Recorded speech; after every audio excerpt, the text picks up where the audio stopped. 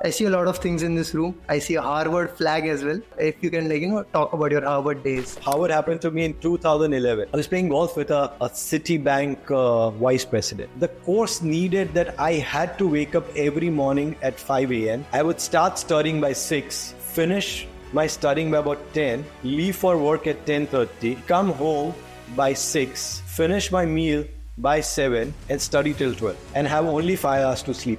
Those 3 months. Who are some of the best people you met in Harvard who are doing amazing? One gentleman was from Bahrain. One of the nights we were partying together and Alpesh bhai, come down to Bahrain. I said, yeah, I can't come to Bahrain. I've never been there, but Dubai is what we come. You come to Dubai on a Thursday. I said, okay, and what? Nothing. I'll come in my plane. I'll take you back. I said, hello, what did I just hear? These are the type of people I'm studying and brushing my shoulders with, and I had no clue. How do you manage these many number of people, and what is the key element of hiring the right person? To be honest, every person you hire is ideally the right person only if you've done your proper due diligence. And I believe that cultures last. Nothing else will. How important is networking? I will always remember one thing what my grandfather told me when I was very young. Alpesh, हमेशा याद रखना एक चीज, सौती मोटी खाड़ ए और खाड़. Very true. With everything you know today, what would be the one piece of advice you would give to your younger self? Get your work-life balance right. When my son was born in 2002, Gulmohar happened in 2005, I almost missed out on his major part of his childhood. Mondays to Mondays, I was always working. I never had a Sunday off. You said you made a big sacrifice, right? Was it worth it? Absolutely, it's been worth it at this point in time. For where I am, for what I'm doing, I think it's been worth every effort, and I've been able to cover it up with my son also now to a great extent. It's only the early childhood that I missed out. It's always ye dil mage more. So I wish I could have also done that little bit more when he was very young and would have those golden years with him spent in a better way.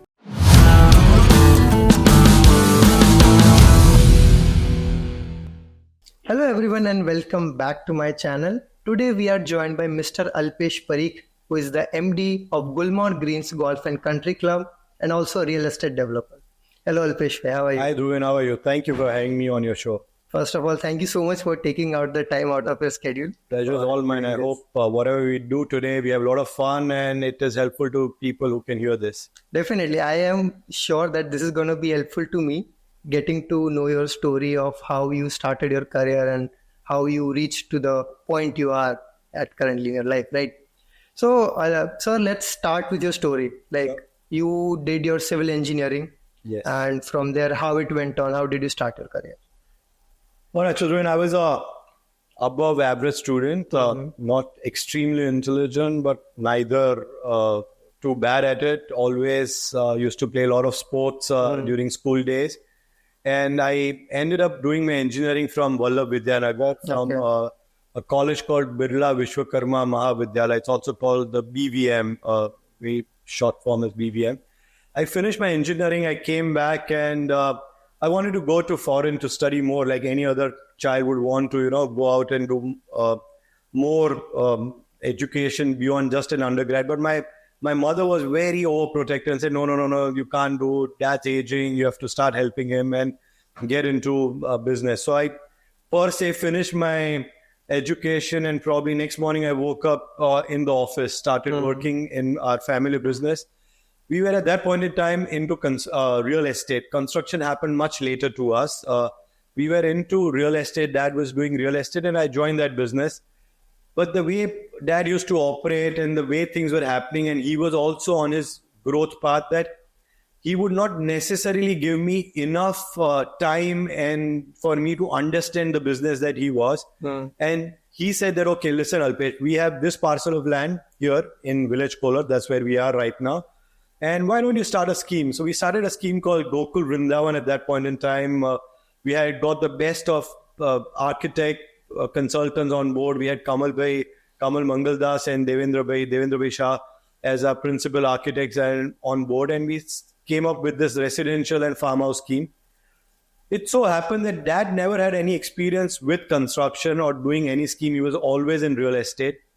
For me, I was freshly out of finishing my engineering and I was handed over this project to handle single-handedly without any knowledge of how to do, what to do, how does one go about it.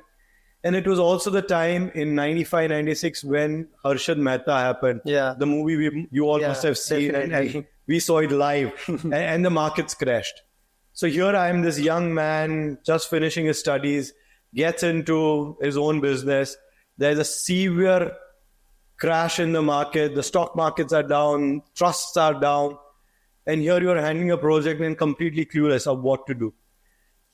What happened was that meant that I did not have the money to employ engineers. I could not get people to work for me. So every morning I would come here. I would be the site engineer.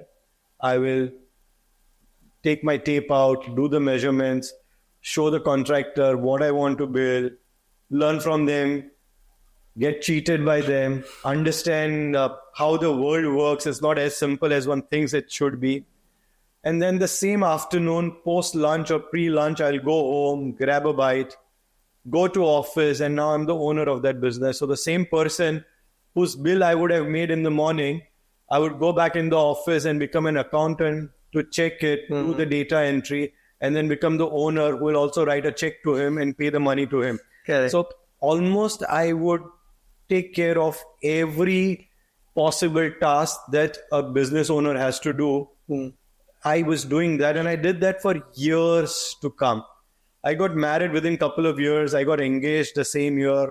A year and a half later, I got married to Niyati, my wife. And I still remember for the early stages of our life, for almost 6, 7 years or 5 years of our wedding, we used to live in a very, very small budget of 5,000 rupees between two of us. Okay. That's all I was earning. I mean, it wasn't that dad would not give me money or mom will not give me money, but આપણે મોટા થઈ જઈએ ને પછી એમાં કે હું મારા પૈસાથી જ કરીશ.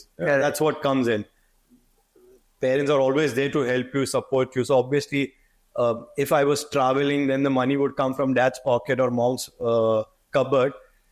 But my day-to-day life, I would feel shy that now I'm a married man. And if I can't stand up and even, earn that much to support my family, then what am I doing?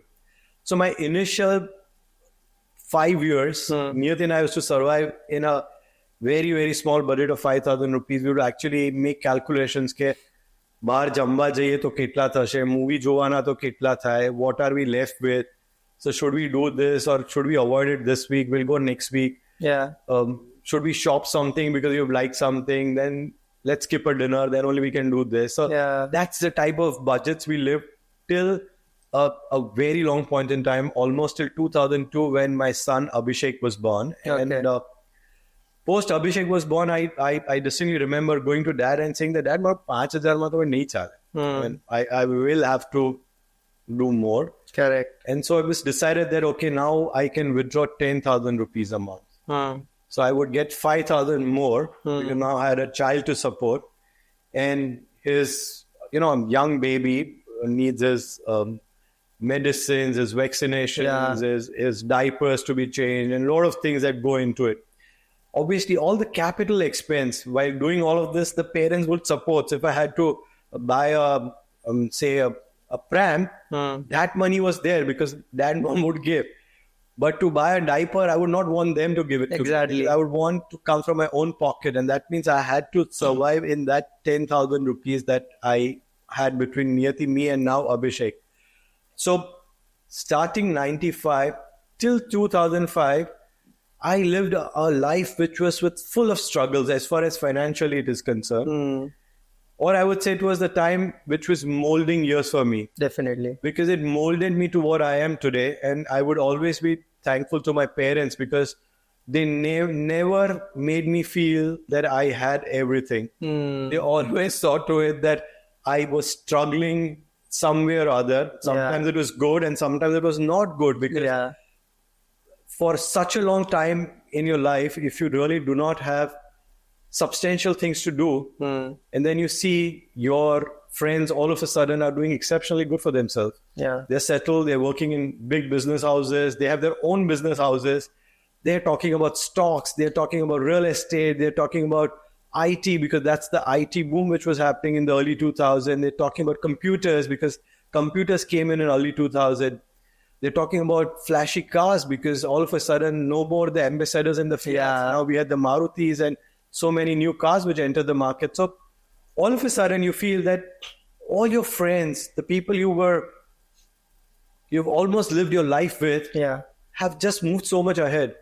And you're still stuck in that 10,000 rupee job that you're doing. You may call it business, but that's all that you're earning. You really don't know what you're doing. And are you really doing the right thing? So I distinctly remember I had almost a breakdown in early 2003, 4, when I went to my co-brother. My co-brother used to work with Arvind Mills. So he was the managing director of one of their brands, Anang Lal Bhai. And I went to Anang Bhai and said, Anang Bhai, I really think I'm struggling very bad. And I really don't know whether I should keep doing what I'm doing. And because of my age difference with my father, there would always be that friction, that generation gap that would happen. Obviously, today when I look back on a hindsight, I would say he was right. Yeah. But that day, I was right and he was not. Okay. And that sort of made you become that warrior in the house, the one who sort of goes against everyone and wants to do things. The rebel. You know, the rebellious kind of me. And I was the youngest in the family. I had 2 elder sisters. I was the younger one, so pampered all my life till I finished my studies. And then all of a sudden, you're put in an ocean to swim and defend for yourself. And how do you do that? You never taught me how to do it. Now, how do you expect me to do it? But anyways, those were, when I look back again, as I said, when I look back, I feel that that's what molds the true character of a human being. And that's what was happening to me as well, without I actually realizing that that's what's happening to me. I went to Anand Bhai coming back and I said that, Anand Bhai, I want to, sort of quit this. I want to quit this. We're anyways not doing financially good. We have a lot of real estate. Nothing is selling for now. There's so much of pressure to survive day to day. I am doing something wrong. I don't know what. And time is running out for me. Please, can you find me a job? Yeah. Can you please find me a job? And I'll be happy to work for, I'm earning 10,000 right now. 25,000, I'm very happy. Okay. Give me that much job and 7-8% increment every year will give me. I'll work all my life. I will not turn back. You won't find a more trusted soldier in your army, and I will be there to do whatever you tell me to do. Okay. And I would give it to him that he kept mentoring me, kept telling me, but never offered a job. Okay. He just kept, working with me, kept cheering me I felt as if I was going to a shrink who was trying to, give me time, let me talk my heart out, and then give me a correct advice of what I should do and not do. And I believe his advice helped me to a great extent of not giving up, of not putting my arms down and saying, okay, I don't want to be an entrepreneur anymore, and I will just go out and work for some company. I'm an engineer, I'm qualified enough, I'll get a good job. Let me just go out and work for someone. And I did not do that. Slowly and gradually, times changed, and I was still working on the same project that we are. Yeah. And coincidentally, all my life, I've just worked on this project. Okay. So I have been in business now for close to 29 years, and I have worked only on this one project, which is now about 600 acres big. But when we started, it was about 50 acres. We've grown to 600 acres and still growing and doing many things. It's not that I haven't worked now beyond this project. Now I have multiple outside the campus as well. But my major life has happened within the 4 walls of this campus, where I've been able to slowly and gradually keep adding new things towards there and keep moving on. And that's when times change, and I would go back to that time if I have to relook and remember. I met another very interesting gentleman who is no more with us, a doctor by profession, a businessman by blood, a gentleman called Dr. Ashwin Dikshit. Dikshit Sahib was a broker, estate broker, was a doctor. And he came to me and said one fine day that Alpesh Parikh, tamara plot leo che, ghar leo che. And I convinced him, sold him a sample house we'd built. And he was a hard crack to break, and he negotiated the hell out of me. Okay. He saw to it that I gave him something at even less than my cost price. But he said, Alpesh, I promise you one thing. I see great potential in it. And I promise you that if you give it to me, I will see to it that whatever estate right now you're developing, which were about 20, 30 plots I was building at that point in time, I'll see to it that I get to sell all these 30 plots for you. Okay. I'll find someone for you. You convince them, but I'll get somebody here. My job is to get some people out here. Your job is to convince them. And I see that great potential in you because I know you are good with words. You know how to sell something. And more importantly, you are not selling dreams. You are selling reality. You are actually building it. You are making something and then selling it. So it's not that you're just marketing something without a head or tail, but you're actually doing it on the ground and then also able to market it. And which is very few people can do it. And I see it. So I would want to help you with that. I did end up selling the house to him at a price below my cost price. And he actually stood up to his promise and saw to it that I was able to start building the community for the very first time, where I was able to work on cutting more plots, selling them, started building homes for people. Slowly and gradually, the confidence of belief that yes, I can do something. I am somebody who can prove something and do something right started happening. And that's exactly what I was able to do till 2005. Okay. Around 2005, Gulmohar happened to me. But before Gulmohar happened, you always say that for any good thing in life, generally you have a lady luck. Okay. My lady luck was that lady who was just walking out here, Okay. my wife. But it was very different. My lady luck happened this way, that Niyati and I actually ended up having a big fight. Okay. We had a big fight, normal husband-wife fight. The tussle happened and we had a big fight. And I said, I'm going to walk out. I'm walking out. I'm just going. I don't want to go to office. I'm really disturbed. I'm just going to go out. So I take my car. I start driving aimlessly. And I'm driving on the Bawra highway. And a friend, a very, very dear childhood friend, my best friend, Pranav, crossed me on the highway. And he somehow noticed me that I was driving. And I don't know, in that few seconds of me crossing on the highway, he felt that I was not all right, just looking at my facial expression. And immediately he calls me up. We waved and he just calls me up and says, hey, Alpesh, what happened? Where are you going? I said, nothing. Yaar, jo ne yaar, jagdo tha. I will take the U-turn and come. So he was with a driver. So he said, driver ne ko the U-turn le. Tu ubar ho, tari gaadi mein besi do. So he comes around, sits in my car. His car goes away. I said, bol, શું કરો? કઈ નહીં. તું ચલાવે ગાડી ચલાય, આપણે બે વાતો કરશું.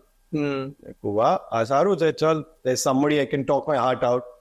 So we start talking generally about little fight, about friends, about the upcoming weekend, what do we plan to do, travel plans, always you make those big travel plans. Yeah, definitely. So that's like any good friend, that's what we started talking. In middle of that, he just happened to mention કે તને ખબર છે આપણો એક પેલો friend છે મુનીશ ને એ golf course બનાવી રહ્યો છે. I said, yeah, મુનિયો બહુ વખતથી કહે છે, છેલ્લા 3-4 વર્ષથી we keep hearing that it's making a golf course, but perhaps the project is on off, we really don't know. Okay, I think it's somewhere અહીંયા જ આગળ, બાવરાથી આગળ જ કશેક બની રહ્યો છે. ચલ ફોન કરીએ એને. We call up Munish. Munish says, yeah, અમે બનાવી રહ્યા છે, થોડું ધીમો ચાલે છે, પણ we have Kenyan investors and we're doing this and it's happening. We're doing a golf course, but the project is right now going very slow, or almost was on a standstill at that point. He told us slow. We realized it was more on a standstill. But anyways, it was happening. Yeah. And we said, "Kya Munia, हमने तो golf course जोआ जो छे."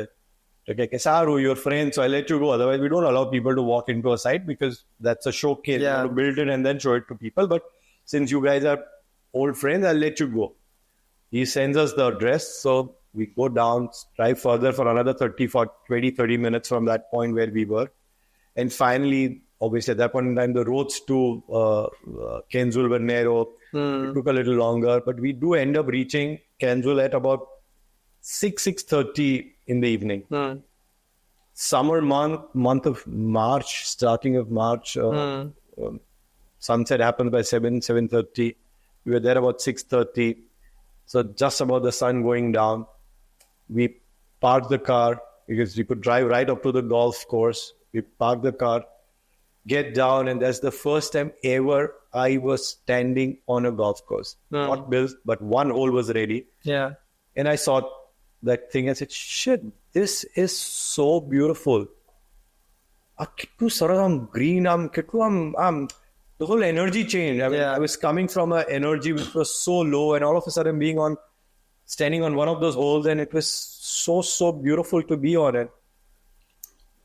And I just couldn't believe. And I kept telling Pranav that, well, આ સખત છે. Pranav મને કે યાર બસ તું બનાય ને તારી પાસે તો આટલી બધી જગ્યા છે. Correct. કે ત્રિલોક કાકા તો યાર રિયલ એસ્ટેટના એ કહેવાય કે એમની પાસે તો જમીનો જ જમીનો હોય. તું તો કર.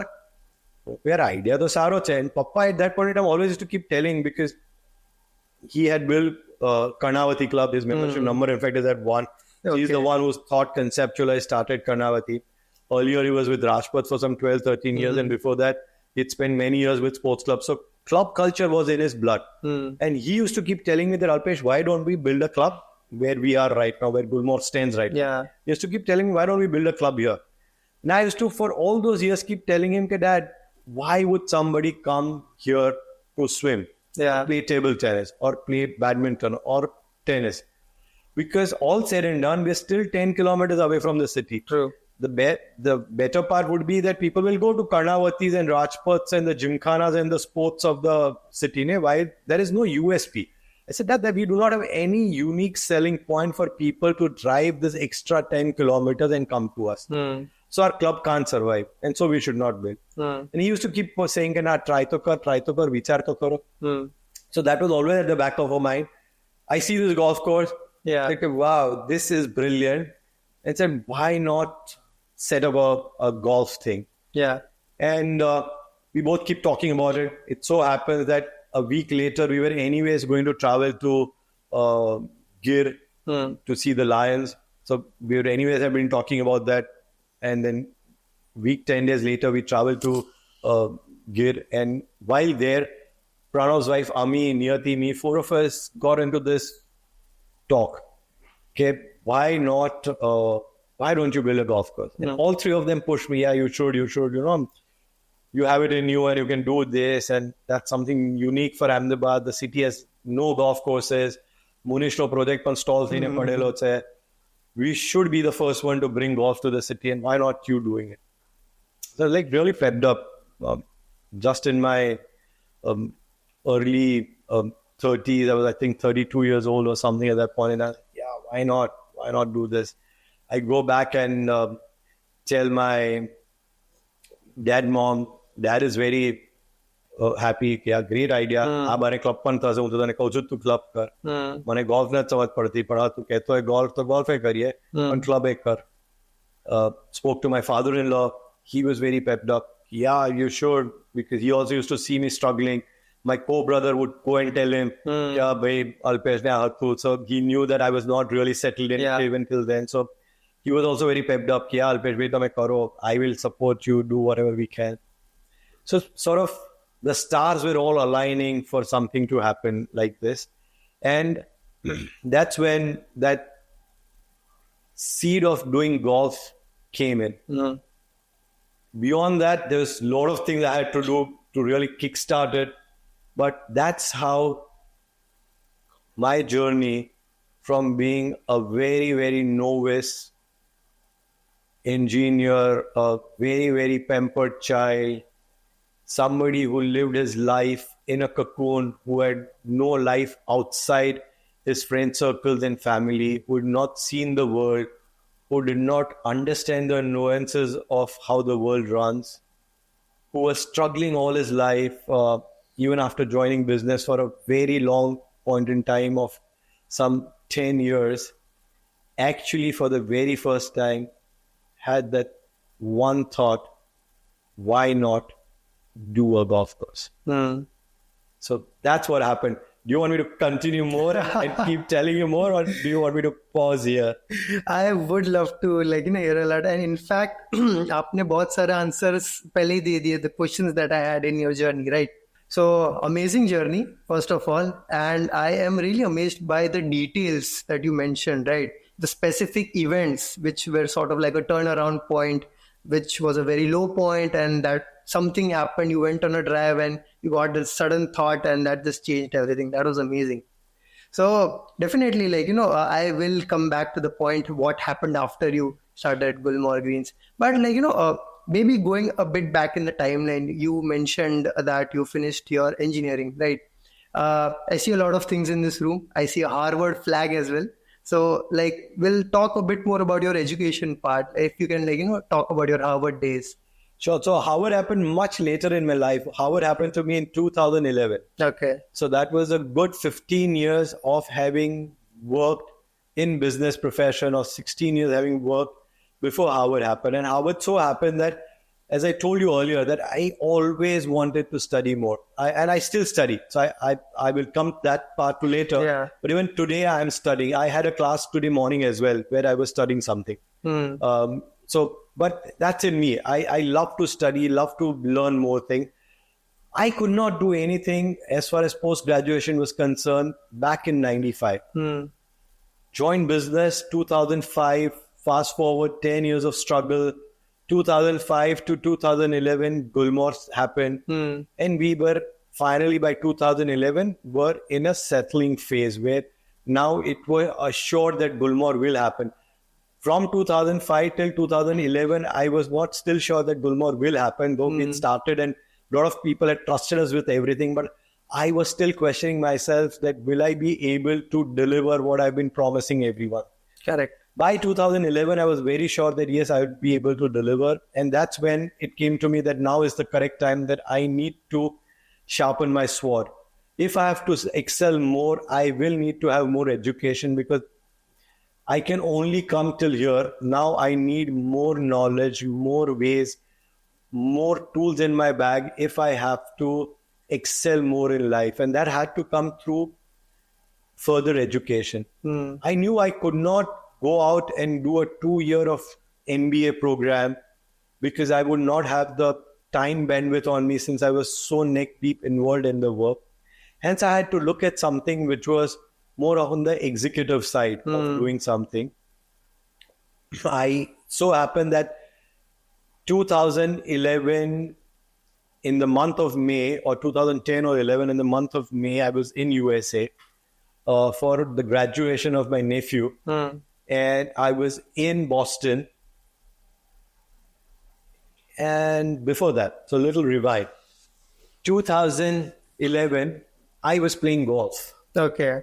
I was playing golf with a Citibank vice president. And we were playing here at Gulmohar. And through the second or third hole, he told me that we were talking the world, various things, business, because he was a Citibank guy. So his reason of playing golf with me was so that I would invest with Citibank.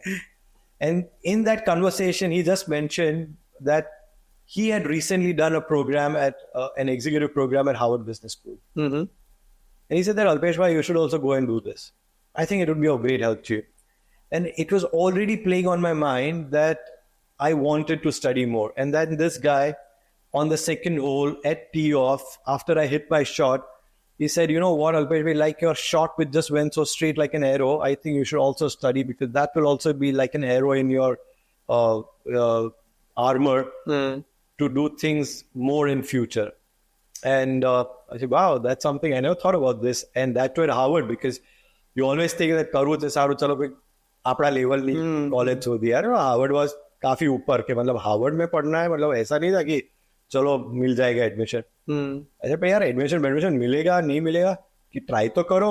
Generally जो मैं आपको course कह रहा हूँ उसमें हर साल 500-700 लोग आते हैं एडमिशन के लिए, 100-150 को मिल भी जाता है. ट्राई करने में क्या जाता है, कहाँ पैसे दे दिए, चलो ठीक है, let me try and do that. And that's the year when I was travelling to Boston as well. So while going to Boston, I took an appointment with the dean at Harvard, and asked her, Deborah, that Deborah, I would want to come and see you. And I was put in touch to Deborah through this friend. Okay. So I could directly get a connect. I said, I want to come and see you. I want to understand what this course are and how I could do it. And is there an opportunity where I could fit into things? So I go out to the campus, again, floored, looking at walking into a business school of the stature of Harvard. Yeah. Is like you're completely floored. I mean, it was so brilliant, so beautiful. I go and meet her. I met her over a high tea, and the way she explained things to me, what was in offer and what I could do and try and get into the course. And she said that, the course is opening up in December. We open up the applications by August. So you're just in time if you wish to come up this very December. I said, yeah, that's a great idea because I was there in May. And I applied for the course in August. To my advantage, that term, about 1,000 people applied for this one. Okay. Instead of 400-500, which I was told, because this course had all of a sudden gained a lot of popularity. And it was only offered once a year at that point in time. This same course is now offered twice a year, but at that point in time, it was only offered once. And there were about 1,000 applications. My advantage was that Deborah had taken my personal interview. Correct. So she knew who I was, what I was doing.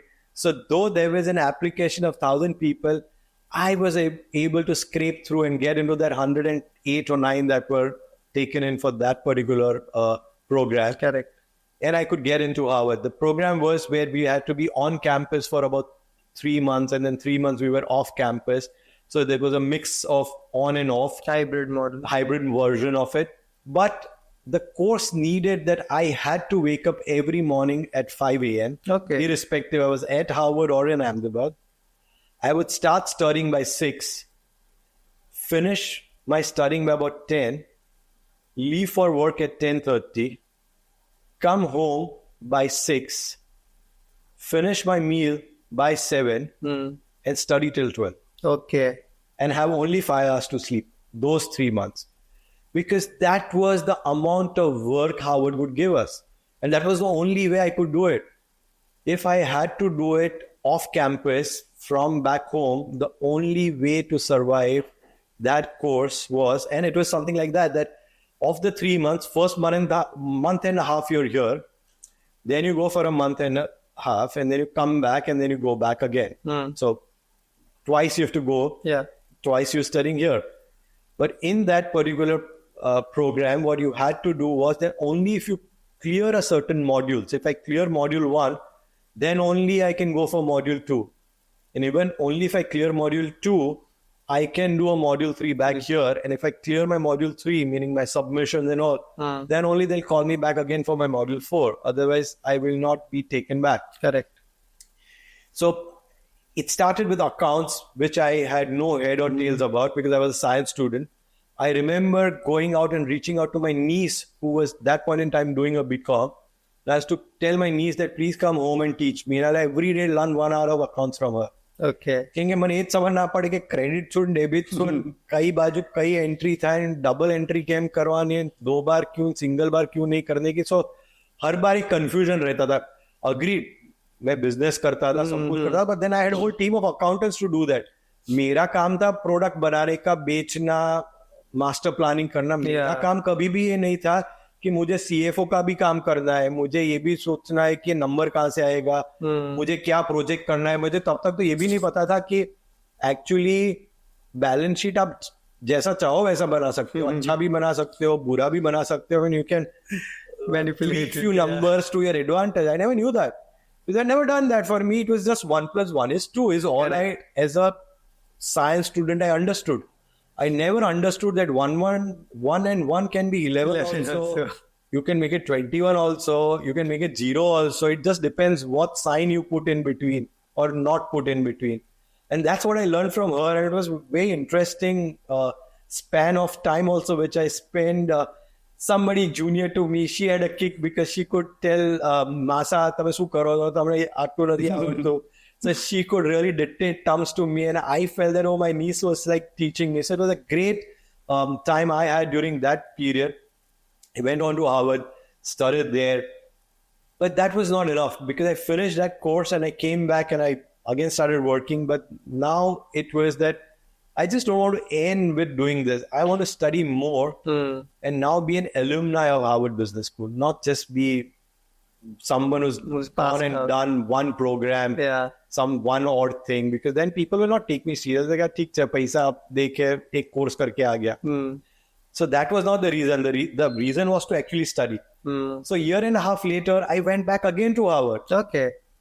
Did one more module 5. So which was, this time it was called Authentic Leadership Development. So far I was doing something called Program for Leadership Development.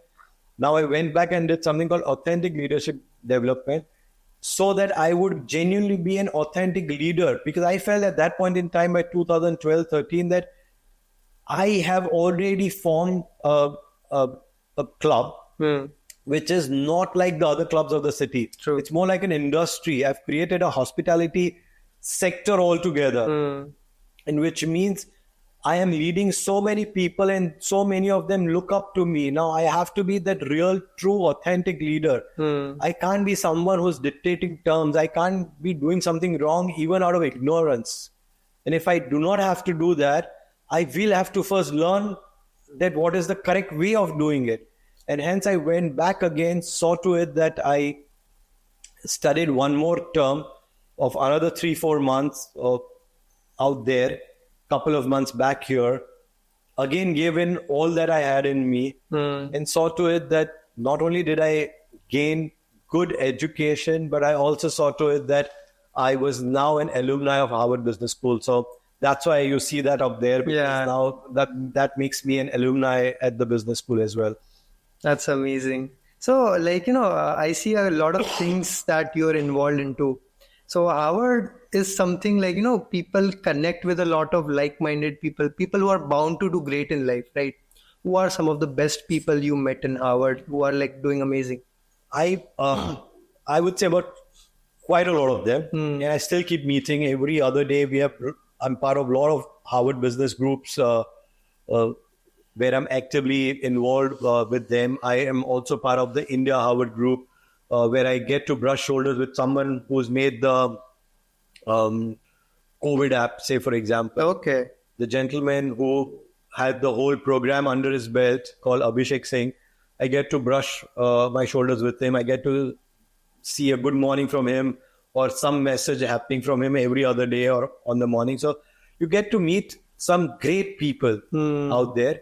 But during my initial tenure of that, I would say 2-3 people who really took me off guard, who really sort of made me think beyond my vision or broaden my vision to a different level.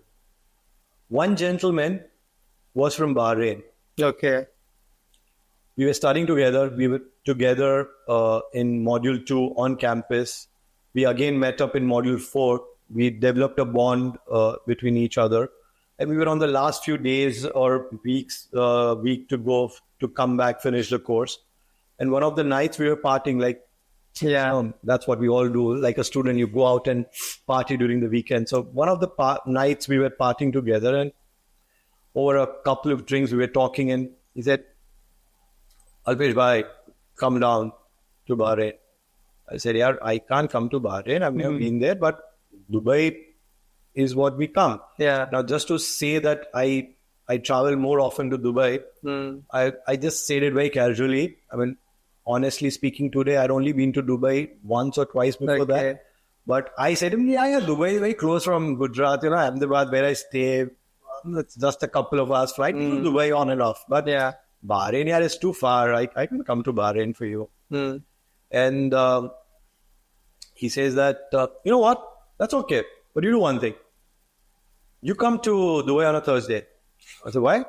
Because Fridays, the whole of, the East, the Saudi has a holiday because their public holidays on a Friday. So they come on a Thursday. I said, okay, and what? Nothing. I'll come in my plane. I'll take you back. So you can come that part of the journey you do with me. You only come till Dubai and then I'll take you. I said, hello, what did I just hear? That you're telling me that you're going to actually fly in from Bahrain to Dubai in your private jet, take me along with you and we'll fly back to Bahrain, spend the weekend with you, and your plane will come back and drop you on a Saturday. And then I can do whatever I want to do in Dubai. Obviously, I didn't say it in this simple words. Yeah, definitely. But these were the thoughts which went behind. And I said, wow. Okay, so now these are the type of people I'm studying and brushing my shoulders with. And I had no clue. Till that point in time, he was just the another guy who was just there in the classroom. And it really didn't matter. I mean, is there. I mean, we all were equal at par and there's nobody who's too high, too low. I had someone who was a lady who was managing the complete airport security in USA. Okay. So she was heading that.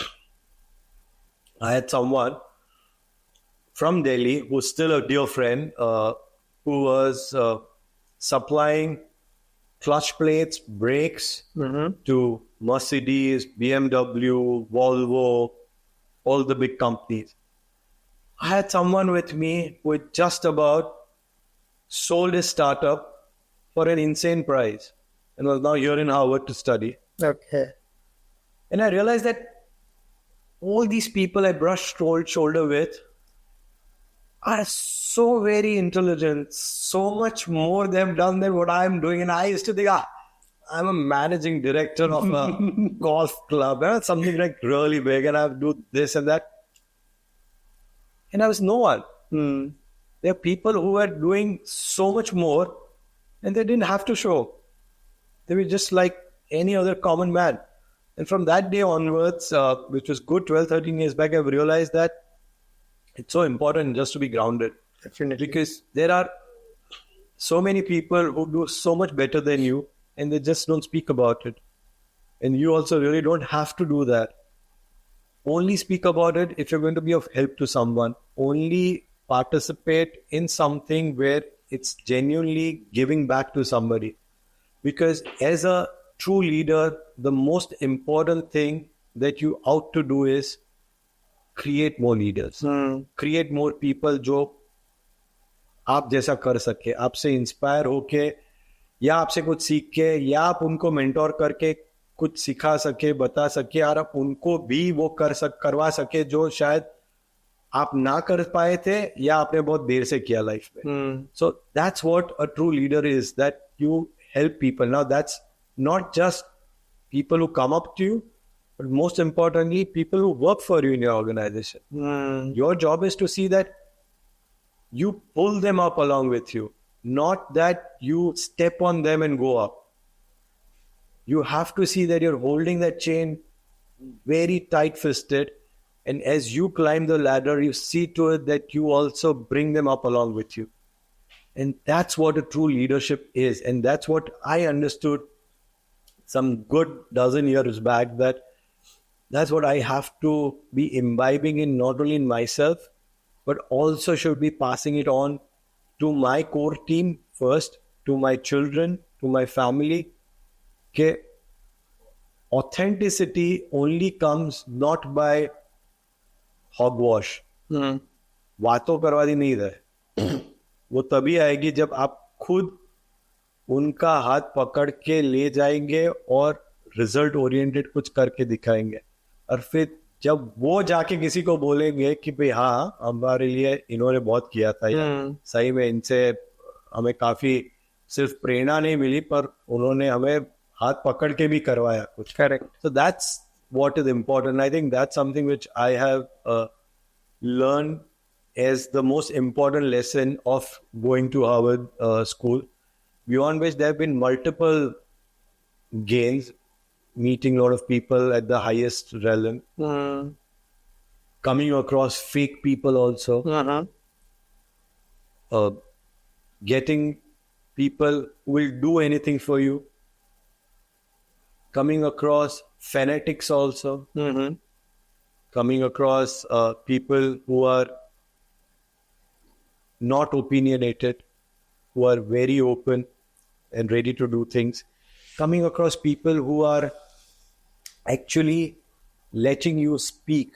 Most of the time, घणी बार क्या होता है ना, बहुत बार ये होता है कि किसी को ज्यादा पता हो ना, वो आपको बोलने का मौका ही नहीं देगा. वो खुद ही इतना बोल लेंगे कि आपके पास चांस ही नहीं रहेगा कुछ कहने के लिए. And I've seen in classrooms, in friends, that they let you speak, let you express, and also how you can say no to someone without really hurting their feelings. How you could veer your way around saying that, but don't you think this could be a better option? Rather than saying, no, we can't do this. I'm still learning. I believe that's one of my own weakest points, that I at times get too hard-handed. But I keep remembering those times and think that, no, I should not be doing this, and I can really do things which would be more effective in means of communication. And these are things what you learn on a larger picture when you go to such institutes. So yes, that's what has still been holding dearly to me. And if given an opportunity, I would love to go back and keep studying at Harvard again. That is an absolutely amazing story, especially the one about Dubai and Bahrain, right? That was ridiculous. And I definitely agree with you on being grounded, right? Even you yourself are quite grounded, and my dad talks very high of you. Thank you. Sure, that I. That's very sweet and kind of it. Yeah.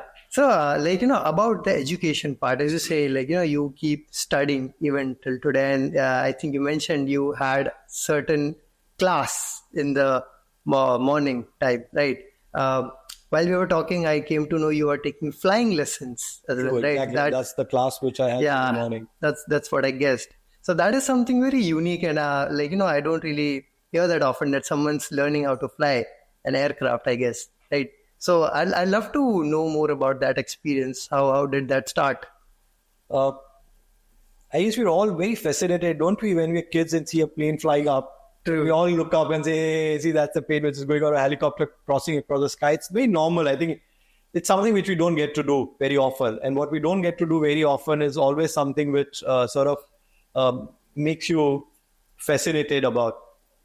So like any other human being, I was also equally fascinated about aircrafts and, being in one and traveling, which I've been able to do all these years. But whenever I'm up in the sky, like being an engineer, you'll understand, you'll always see the wings and you'll see the flaps going up and down, and you'll see the ailerons moving on opposite sides, and you'll see the elevator behind which would go up and down. And you wonder what dynamics are working and how is this aircraft turning in an air. I mean, there's no road, no friction. How does it turn? How does it sort of still fly? Why is it not falling down?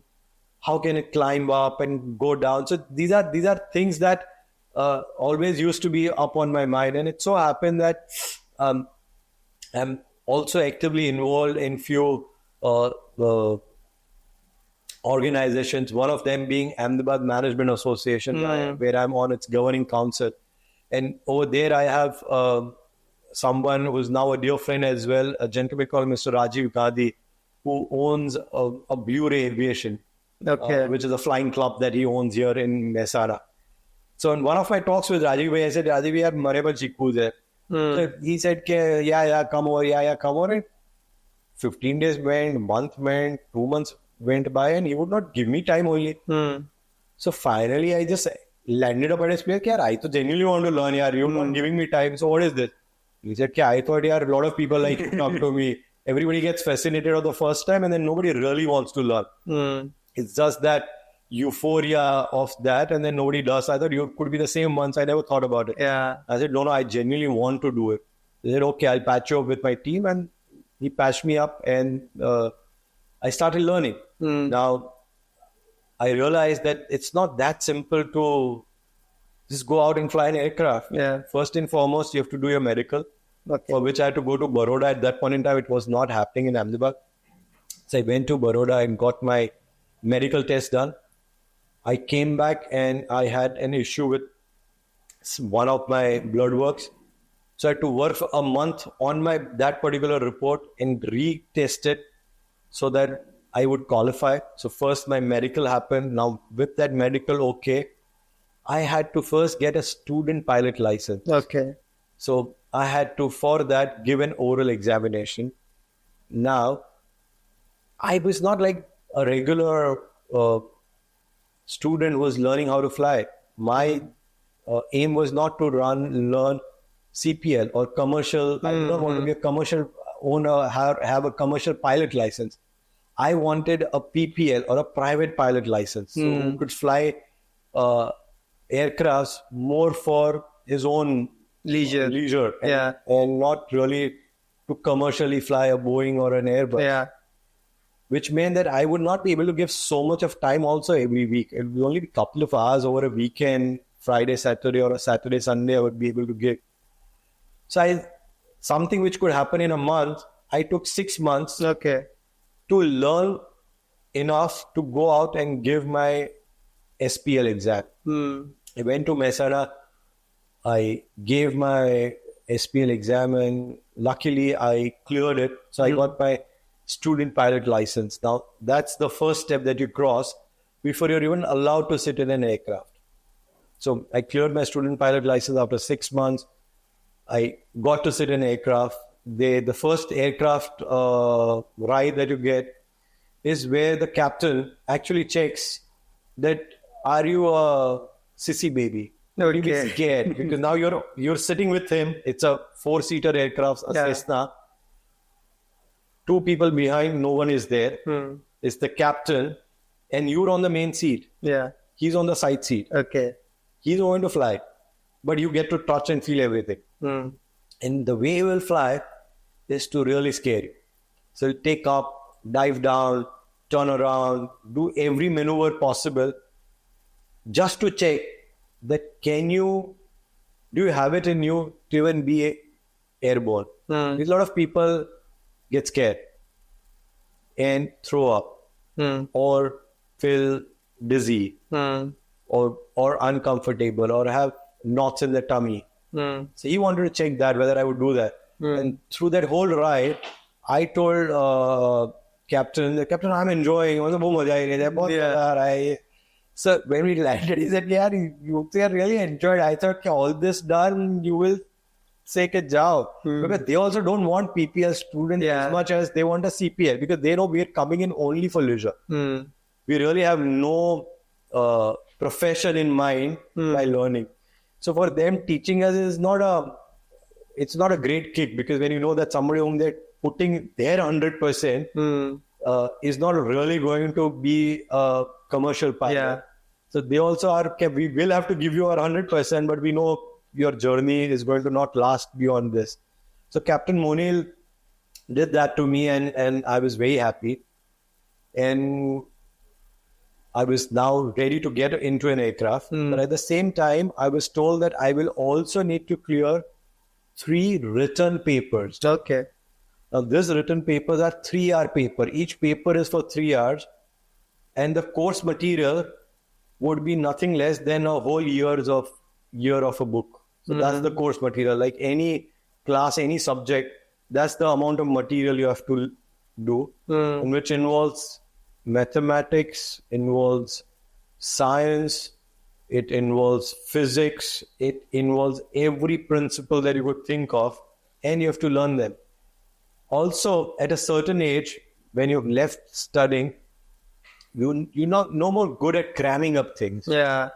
Now, it also needs that a little bit. You have to remember a few things. It takes a little longer time. 2, you're doing it part-time. You're not doing it full-time. So also you're not giving in your 100%. End of it, it takes a normal PPL will finish in, say, 2-3 years course, or become a pilot in about 2.5 year timeline. We would take about 5 to be one. But I've still not given up. I've cleared 1 paper. Okay. I've got 2 to go. And I've done about 9 hours of flying. Okay. Being in an aircraft, controlling, maneuvering, doing things on my own, learning on my own. And I would give it to my ground captain, Captain Hema, through whom I've been doing my ground classes or my theory classes, who's been very patient. She's in her mid-20s or late 20s, and she teaches me. I'm probably 1.5 times her age. Yeah. And she teaches me, and we have a great bonding in terms of learning. I respect her as my teacher and she as a student.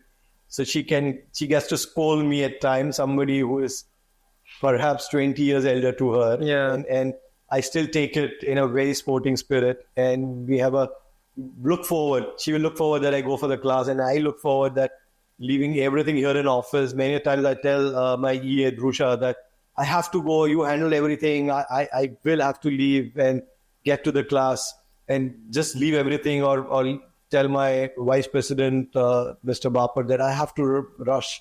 So there are times when I will depute my work to someone in office just to get out of here, drive some 45 minutes to get into the city, because from here to CG Road will take me any time around 40 minutes to yeah. 45 minutes, and then go and study for 2 hours.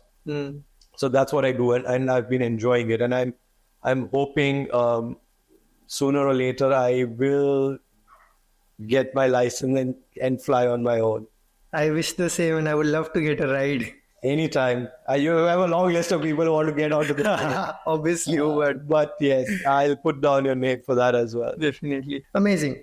So a lot of questions about your personal life.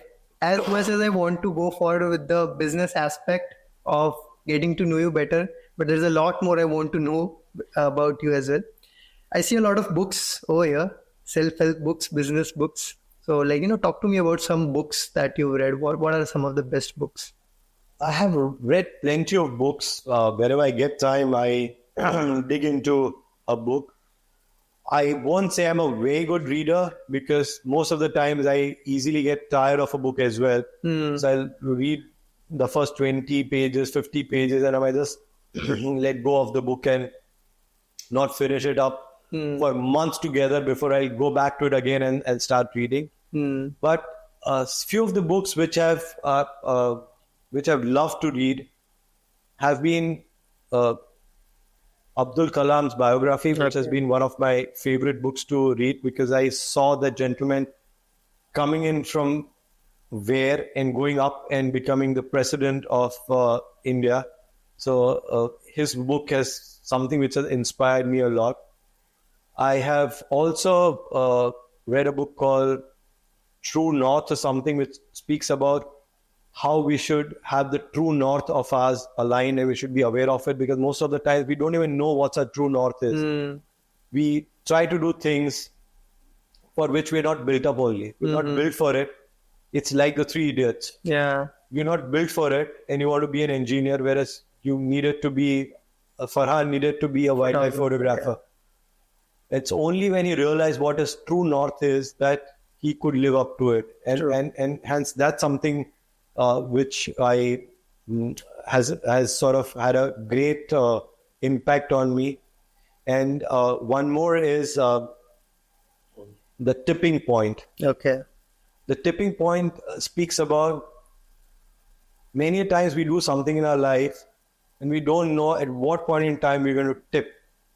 What time is the needle going to tip down? Yeah. For me, it took me 10 years before the tipping point happened where I could figure out Gulmohar in my life. Yeah. But those 10 years of struggle, or those 10 years of my relationship with my father, where I was perhaps always very argumentative, always rebellious, never realizing that these are my molding years, these are the time when these are my forming years, to actually at some point in time, all of this is going to come back and help me to a great extent. And that tipping point is something which is very important in life. And I would want to tell you that always remember that. Be focused. Remember what's your true north. In fact, today's generation, we all are very clear about it. We don't need to tell you. But in our times, we were not. In our generation, we had to do what our parents told us to do. I'm sure your dad, Nimish, would have always had to do, Papa, they kido de karu. Ene gamme de karu, but dukan beso ande taaj karwan, then yehi bechne ka to yehi bechenge. So that's what happens. With you, it is not that. You have been given that freedom by your father. Very true. कि boss, नहीं करना है मत कर, तू तेरा कर. Yeah. तुझे जो खुद का करना है वो चालू कर.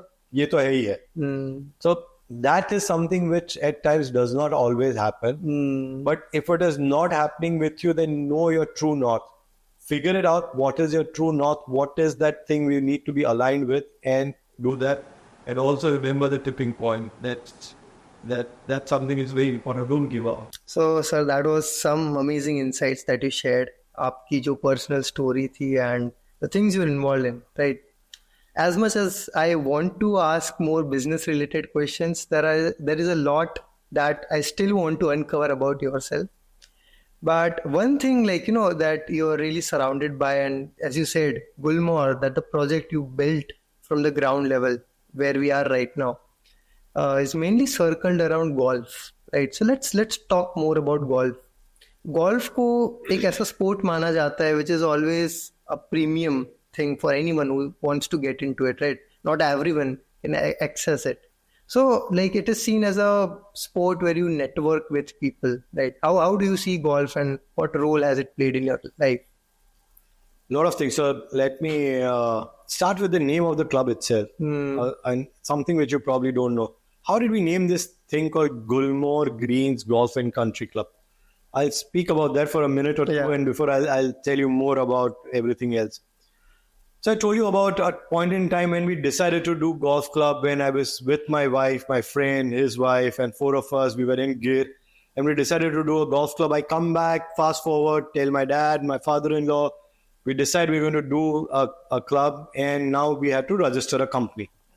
So dad said that let's register Gurjari Club Private Limited. I said, Dad, Gurjari Club Private Limited, तो क्या अपने अहमदाबाद में गुर्जरी है? मैंने बोला पापा बड़ा के बराबर के जाम तो नहीं. But he's somebody who thinks and does things very fast. So he registered a club called Gurjari Club Private Limited. Okay. And I said, Nala, this is not happening. I'm not happy with this name. So come weekend, and I'm now surrounded with my another 2 friends. We are 3-4 couple were together, 4-5 couples. My very close group of friends whom I almost meet every week, 10 days. We're all together, including this friend who had on the first thing even suggested for me to do a golf course. And we're all sitting and we said, what should we name? What should we name? We're all excited that you're doing this. So everybody's participating. So I said, we should call it Country Club. I want to be honest to my members that we are on a countryside. So it has to be called Country Club. So we said, okay, Country Club. I said, we have to also call it golf. So we are Golf Club. Yeah. So we said, okay, we'll call it Golf and Country Club. So these many words we got in.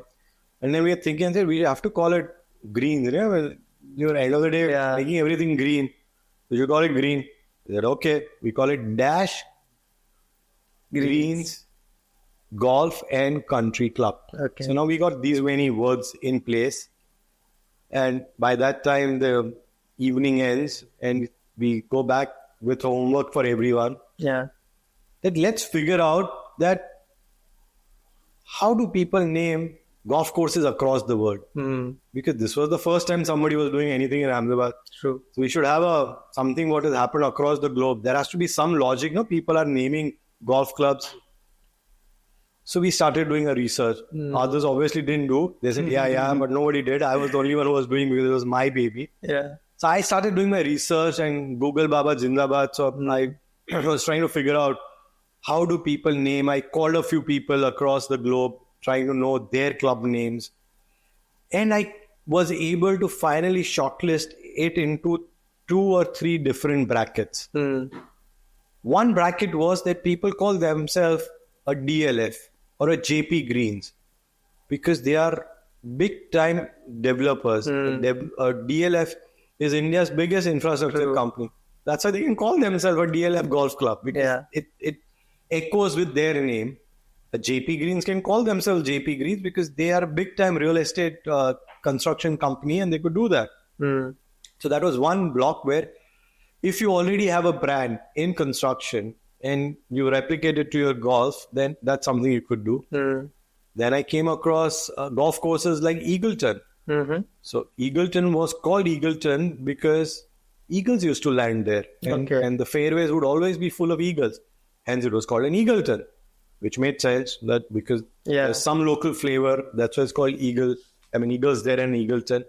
And then there was something like Karnataka Golf Club. Now, because that was a state-run club, so it was the state association name. It was the state, Karnataka state, so it's a Karnataka. And then there were the foreign courses. Each one had something which was local to their place. And that made me thinking, what do I call myself? Manchester Golf Club? Because like Ahmedabad was the Manchester of India. Yeah. Or should I call ourselves Sidi Sayyid Ni Jali Golf Club? Because Sidi Sayyid Ni Jali is the most famous thing. True. At that point in time, any function you attend and कोई न कोई अपन हुए moment हो तो Sidi Sayyid Ni Jali True. मिलेगा सबको. I said, should I call myself or the Shaking Minarets of Ahmedabad? What should be the name that I should give my club? So I kept thinking again and again, and few days later, I had this eureka moment that, wow, I am on the tropic. Tropic of Cancer passes very close to the Ahmedabad city. We have tropical birds, we have tropical trees, we have tropical plants. So let me look at that. What is the flora and fauna of this space, area where I am in the city?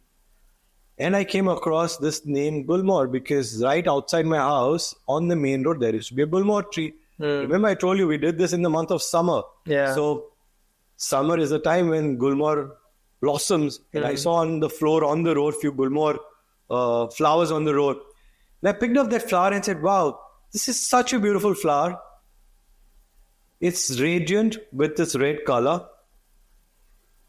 And it's local of this place. And it grows in abundance. And it has a great longevity because Gulmohar trees generally live for hundreds of years. Their lifespan is a good 100 years that tree will survive. I said, that's exactly what I want to build. True. I want to build a brand which is vibrant in the red color, which is pleasing because it's flower, which lasts long, and which is local to this place. So let me register my company, re-register my company from Gurjari to Gulmohar Greens Golf and Country Club Limited. So that's the name we came up with, and we registered the company. I told Dad we changed the name again, went to the registrar of companies, reapplied for a name and got this name, Gulmohar Greens Golf and Country Club Limited.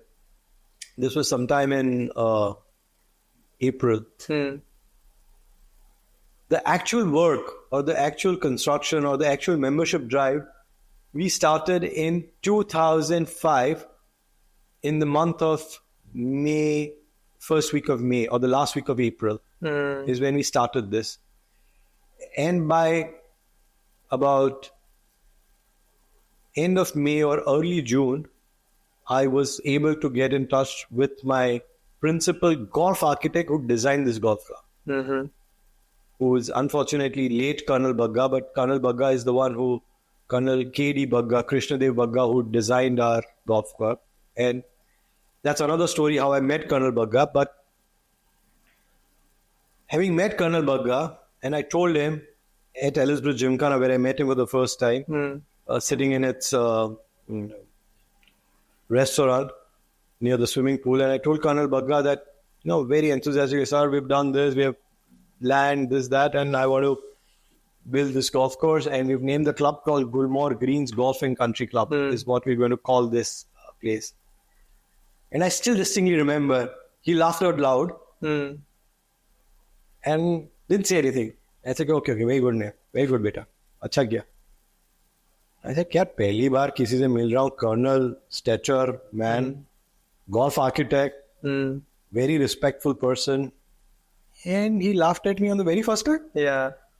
Kuch to galat kiya. I've done something which is not right. Yeah. What is this? What have I not done right? So I asked, sir, why did you laugh? You giggled. What happened? I noticed that. He said, Alpesh, one thing? So what's up? There are certain trees and plants we should not plant on a golf course. And there are certain we should. Gulmohar happens to be one we should never plant on a golf course. Okay. So that's one tree you should never have on a golf course. I said, why? He said, because it's a tree which will keep shedding. Flowers will fall down, leaves will fall down, and you will have more work to clean it up. That's why you should never grow a Gulmohar on a golf course. Yeah. I said, yeah, sir, that never struck me when I was doing this nomenclature, the nomenclature that I want this name for my property. So basically, Gulmohar is a tree you cannot grow on a golf course. So we have Gulmohar across our 75 acres of property everywhere except on inside the course. So we put it all around. Right behind you, there are Gulmohar trees. Yeah. but none you will find inside the golf course, because that's what you can never put in.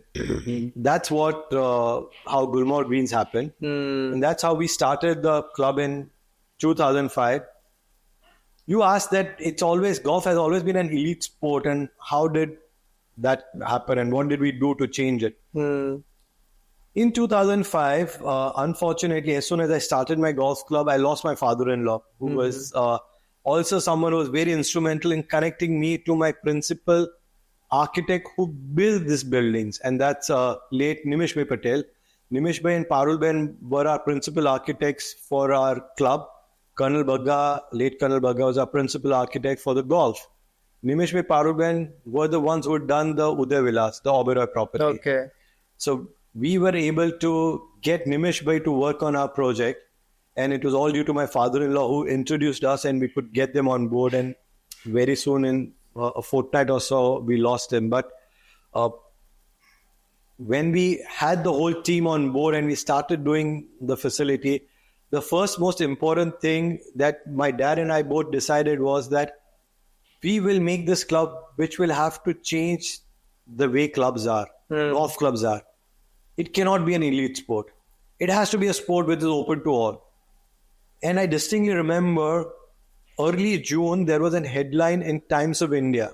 The front page, first headline in bold letters. The reporter was a lady called Swati Bharadwaj. She used to work with Times of India. And she, out of the blue, printed this because she came to know through her sources. She never came and talked to us or did anything. But one fine morning, you open the newspaper and first page, you see her name.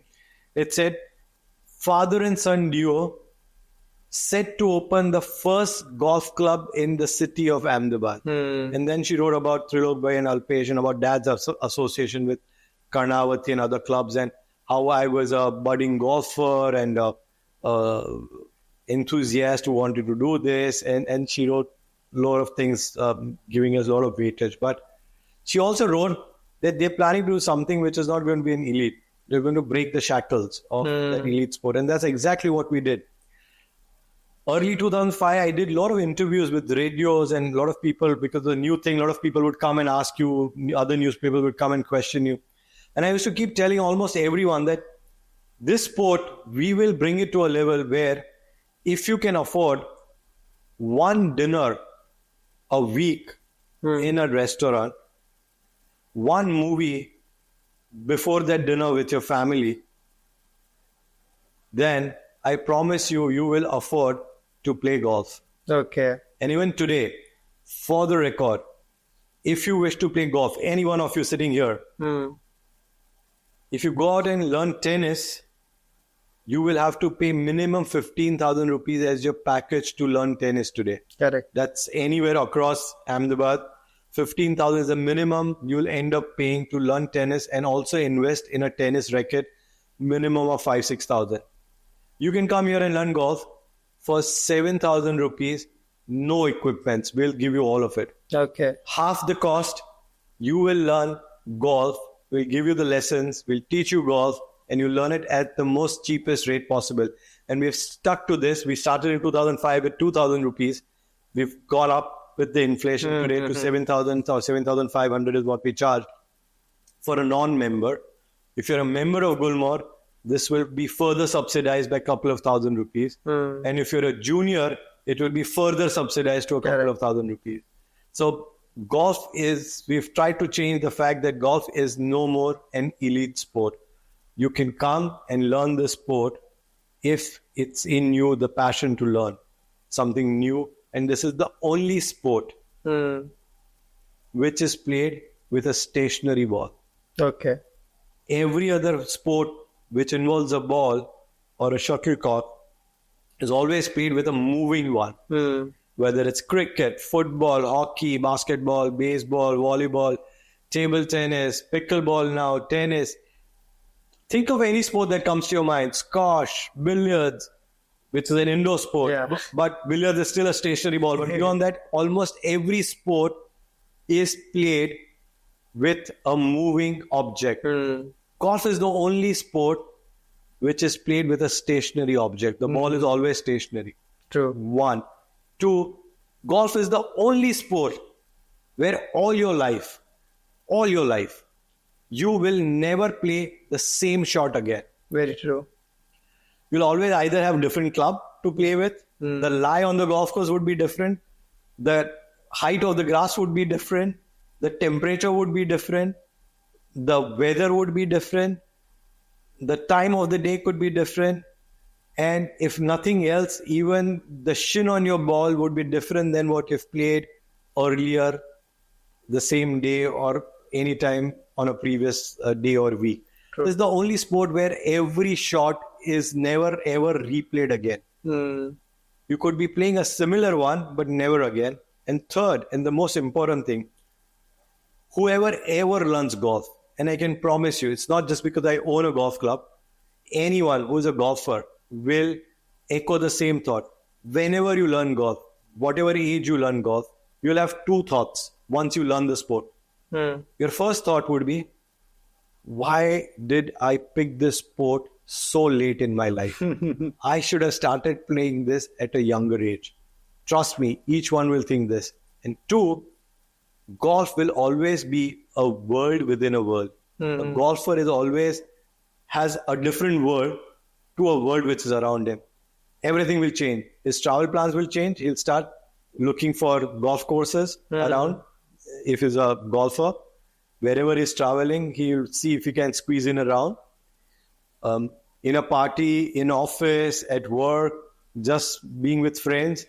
If that day he had a round of golf, his hands will automatically start swinging in a golf swing. Without his knowledge, is just generally moving his hand as if he's putting a ball or taking a shot, because that just plays on him. So it's a world within a world. And golf is so addictive. And it's yoga. You don't compete with anyone. You're playing with your own self. It doesn't matter what the other person is playing, because it's always you trying to improve on your game compared to your previous round of golf that you played. And hence, that's what it makes it such an interesting and such a beautiful sport to play. Amazing. That's really amazing, and especially what it means to you, right? So, sir, now moving on to the business segment, right? As you told about your story, and considering the limitation of time, I'll make it a bit quick. But as you said, you built this place from the ground level. You once were the site engineer, the accountant, the owner, everything, right? So I'm pretty sure there is a lot of wisdom, and especially the people you've been interacting with, the experience you had, the education you got. So some business aspects that I would like to know from your end. According to you, what is the most important element in building a successful business? To say no. To say no. Okay. So what are the current number of employees you're handling? I have no count, to be honest, but decent amount of number of people I work with. We have a lot of agencies whom we've outsourced work to who come and work, but on any day, between 300 to 500 people would be bare minimum working on campus for various works that's happening. Not just golf, but the real estate around it as well. So, the essential part of running any successful business is to managing people and building teams, right? How do you manage these many number of people, and what is the key element of hiring the right person? To be honest, every person you hire is ideally the right person only if you've done your proper due diligence. It's about how you mold them to your dreams, to your values, to what you really believe in. Everyone wants to go and work. I come and work here because I want to grow. I come here every single day to work because I want to excel in life. I'm sure that's the same with my employee as well. They have houses to run, families to take care of, husbands and children and boyfriends and girlfriends to be out with. So it's the same for everyone. My job is to see that how do I get the best out of them while they are at peace with everything else, which is those 16 hours they are not here with me. And that can only happen if you end up building a very strong personalized relationship with your team, where you can understand them, their needs, where you could speak to them beyond just the work which you have asked them to do. It's at times so very important that you have that one-to-one rapport with them. And if not with you, because everybody can't be at your own wavelength, or you may not be in a position to always go out and do that for your every employee. But your core team, if you can inculcate that in your core team to go out and do it to the people who report to them, in all, you will build a very healthy, happy culture in your organization. And I believe that cultures last. Nothing else will. Your culture is something which will always take you ahead in good times and bad times. So, if you have to do something, work on your human resources. Work on your human resources as much as you can. Results will come a little more, little less. But if they believe in your dream and if they believe in your project, whatever it could be, and if they think it's as much their own as it's yours, you will always have results coming in. I could cite few examples which crossed my mind right away. My vice president, my general manager, my assistant general manager, my greenkeeper, my teaching pro, my own executive assistant. They work at the most odd hours. I don't have to tell them to do that. They do it on their own for their passion for the project or what we're doing. They will come out and do things at 11 in the night. I know my vice president at times gets a call at 3 a.m. and he will still pick it up and solve a problem. Not saying that it's my off-duty hour. I can't be working at 3 in the midnight. My engineering team, they will do things what they're supposed to do, looking at the interests of the project more than anything else. And that's only because they believe in it as much as you believe in it. Correct. And I think that's the most important thing as a leader you have to do is build your teams. Also important, as I said in the first one, is to say no. And that no applies to a lot of things. You don't have to be unreal by saying yes to everything. If you do not believe in something, it's all right. You have to tell them no. Okay, sorry, I can't do this. Sorry, I won't give you this. Sorry, you will not get this. Sorry, we will not walk on this path. I still believe this is the path we should take. And they will trust you on it. And you could falter. But if you believe in yourself and then you give in your 100%, I'm sure they will also do that for you. Amazing. So, it's very tough for a lot of people to say no, especially when relations and, people you work with are involved. Apart from that, that definitely is a challenge. What other challenges do you face on a day-to-day basis, running multiple businesses, and, how do you face it? We started very small. We built things one after another for the main reason that our whole model was where we didn't have those extra funds to pump in every day. We always knew it was a long gestation project that we're getting into. We always knew that there was going to be a lot of money we'll have to keep pumping into this project. And we also always believed and had a certain that we will never have any shortcuts. Just because there is more money to be put in, it doesn't mean we will do inferior product. We'll do something which is substandard. We'll do something which is not to the international level. We always believed that, and even today, we see to it that whatever we build, whatever we deliver is class apart. And hence things had to go at a slower pace. It could not be at a jet set pace. And while doing that, you keep coming up with numerous challenges every single day. Challenges from where will the money come in from? Challenges from breakdowns happening and how do you cover it up? Challenges from asking your team to be expert multitaskers.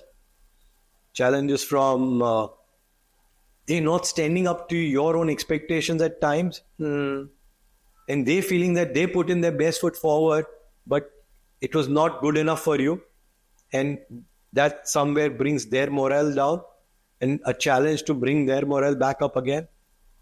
Challenges to figuring out issues that your member is facing.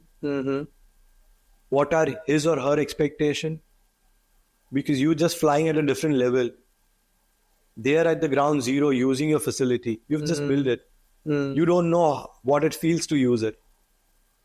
Hearing them, giving them that patient voice, that patient ear to their voice, to see to it that you can modify your own way, and being true to everything that you do. And I believe that the only way you can have a good night's sleep is when you can go home and tell yourself, I did not cheat today. I did not do anything which was wrong. I did not do anything which was shortchanged. I did not go beyond the path I have chosen. I worked within that space. However more work I had to put in, however much more financial resources I had to put in, but I will stick to it. Things like, I don't want to hurt the nature. I don't want to hurt the environment. It's so easy for me to do it. Because I know that I'm using fossil fuels. I know there are so many things that I'm consuming. And I want to see to it that I have better alternate options. I have better solar options. I have better variable frequency drives to work on my project. So, the technical aspects of running a project also, where you do not want to be the one who's the cause of carbonization, but you want to be somebody who is decarbonizing things that you're working on. And those are challenges you keep facing every day. Then there are challenges from people who want freebies out of you. True. So every day somebody would want that, give this to us, give that to us. And it's very difficult to say no every time also. You can't just say no to someone, especially when it comes from a government or a semi-government organization or somebody in power. How do you tell a no to them? You have to oblige them, keep doing that. So there are multiple levels of multiple challenges which emerge. Yeah. And every challenge is a new challenge. Every challenge is something which you've never faced before. It's only your presence of mind and a solution which your team looks forward for you to deliver impromptu.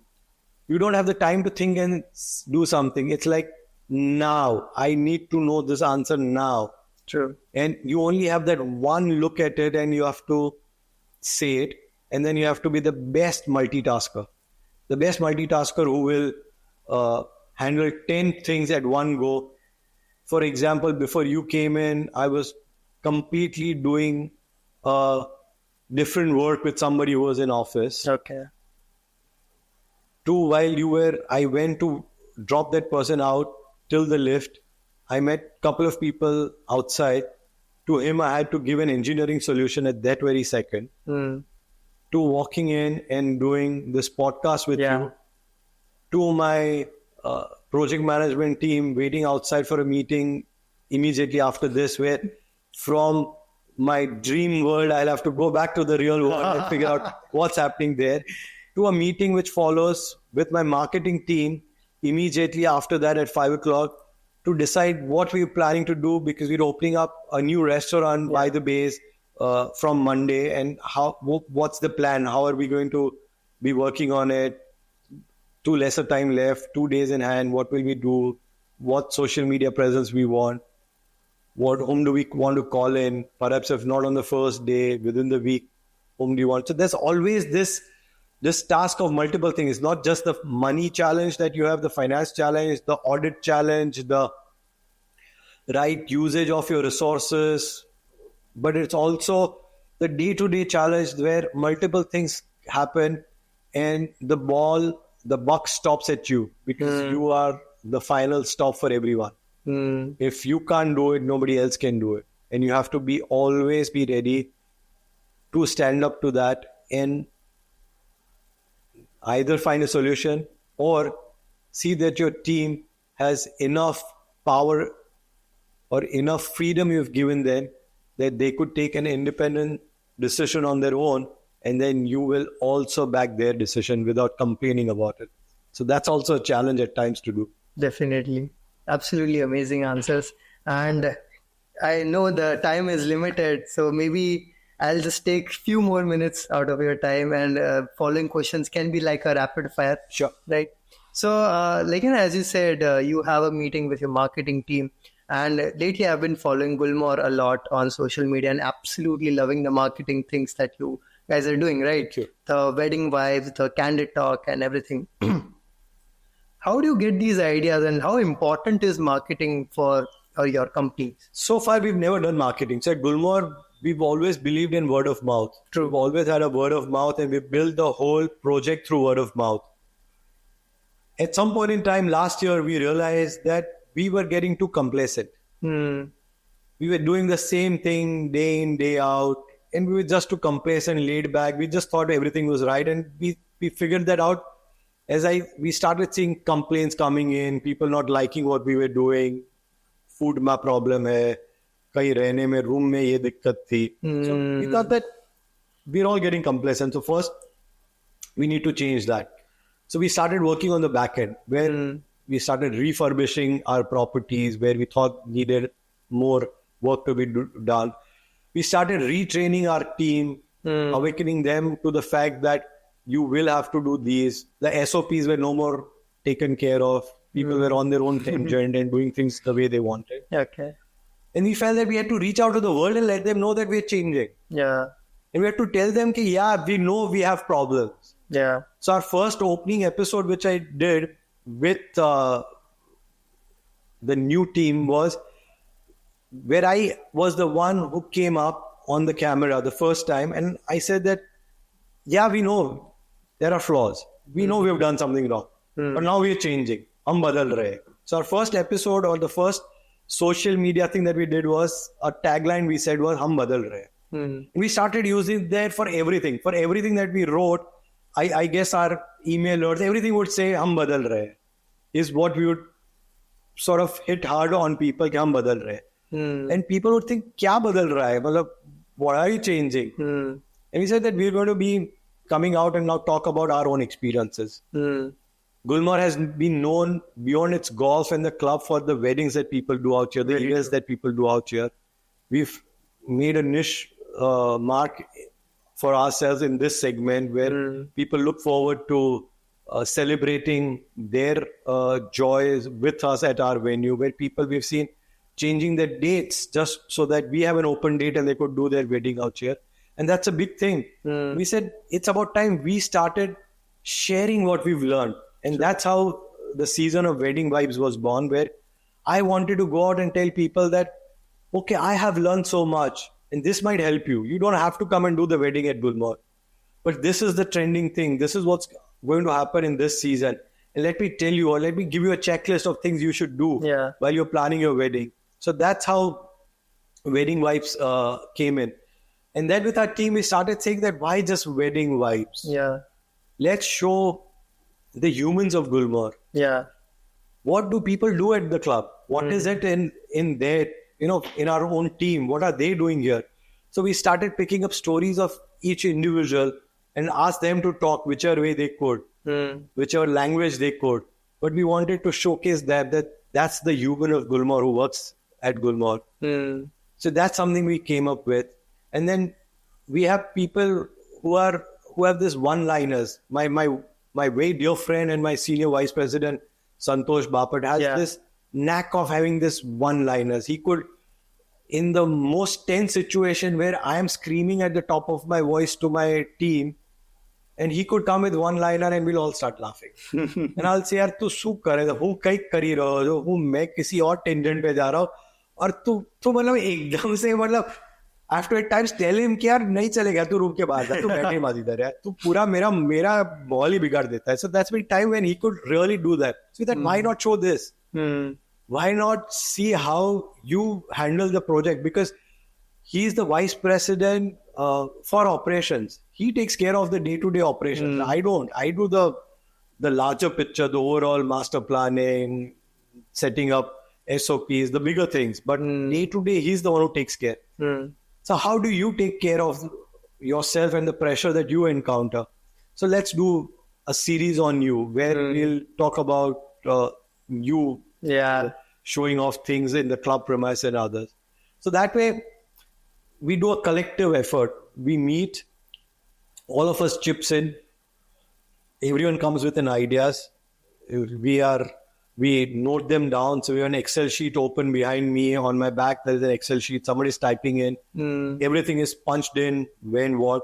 We try and punch in when we want this reel to go out, to the date also. So we backward integrated that when should we shoot it, when should it be edited, so that it's ready to be released on a certain day and time.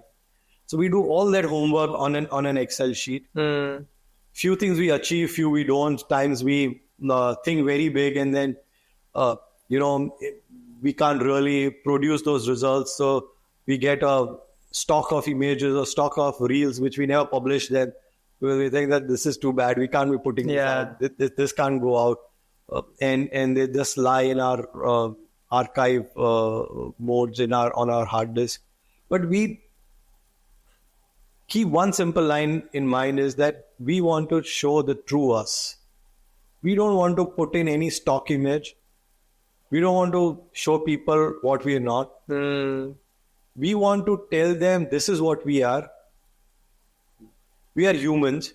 We could be right. We could do wrong. But we promise you that we will never cheat you. We will promise you that we will never be unethical. We promise you that we will always be up there with a smiling face. We'll always be putting the best foot forward we can. And we'll always see that client interest is first. Even today, the events that happen, so many people come and say that, you know what, we didn't need anybody else to do this event because you people made it so much personalized for us. You gave us so much liberties to do things. You went out of your way to accommodate our nonsensible request. And that's what really speaks out, because we try to see that, are we client-centric? Our bottom line is never what is in it for us. When we sit down to market something or whatever we're doing, our social media presence, we always think, what are we giving it back to the customer? Is it something that they're going to gain out of it? Is it something that they will like to go back and see it, forward it, share it with someone? If yes, then we should go out and do it. Even if they don't share it, but if there's something, they take it and imbibe it or feel good about it for those few seconds, then I think we've done our job of what we wanted to do. And that's exactly what we're trying to do as far as our social media is concerned. We also have never gone out and, I keep talking about 75 acres of Gulmohar. Yeah. I never talked about the balance 525, which is my real estate and construction, my other two verticals. We don't even put it out anywhere, not even on our social media platform, not even on our Gulmohar platform. We just don't do that. Because we believe that work will speak for us. We can't use that. Can't be asking people to come and buy a plot because Gulmohar exists. If they want to buy, they will come and do. If they want to build, they will do it. And that has to be something different. We can't just club it all around or piggyback onto just a golf club. And that's what we've been doing, because the bottom line always has been being honest. Very amazing. Absolutely, the part where you mentioned, when you wanted to revamp it and campaign Hum Badal Rahe, you took the initiative of being the face, right? Being in marketing, I talk about this to a lot of founders, that how important is it to be the face of your business, and which is something you absolutely nailed, right?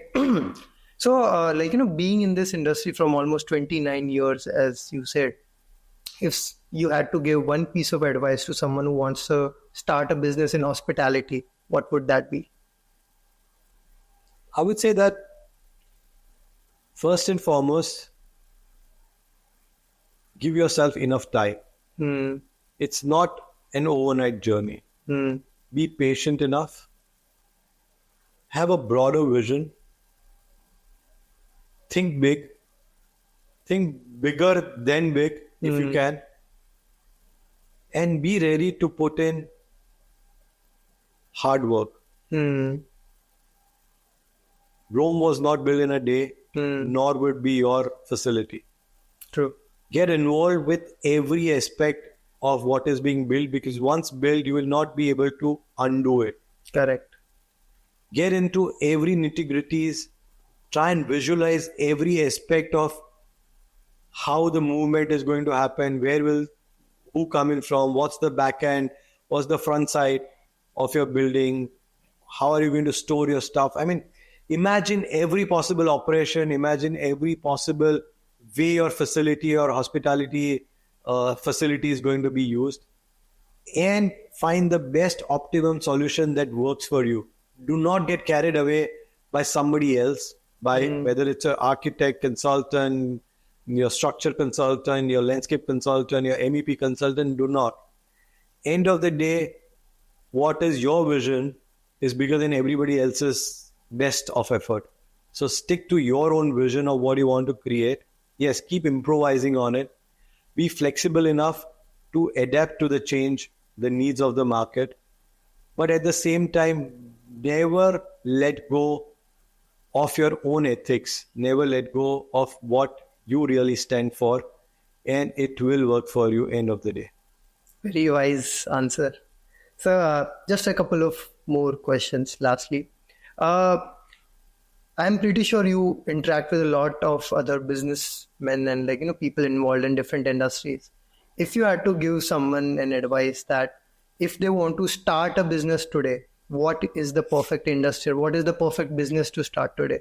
All businesses are perfect. India is a growing market. We're headed to be a 5 trillion economy. That's what our Prime Minister, our loved Prime Minister Modi ji has been telling that that's what he wants to push India towards a 5 trillion economy. And that's only going to happen if there are going to be a lot of more entrepreneurs that come in and do things. But also don't be foolhardy. See to it that you run your ideas through multiple layers of people who have experience, and then go out and do something. Just do not do it because you feel it is right, but run it through few people who also have been doing business, and basically see to it that you are mentored properly. See to it that you take proper mentoring and then go out and do it, and then plunge in. Figure out your true north. If the true north is the business that you want to put your feet in, then do that.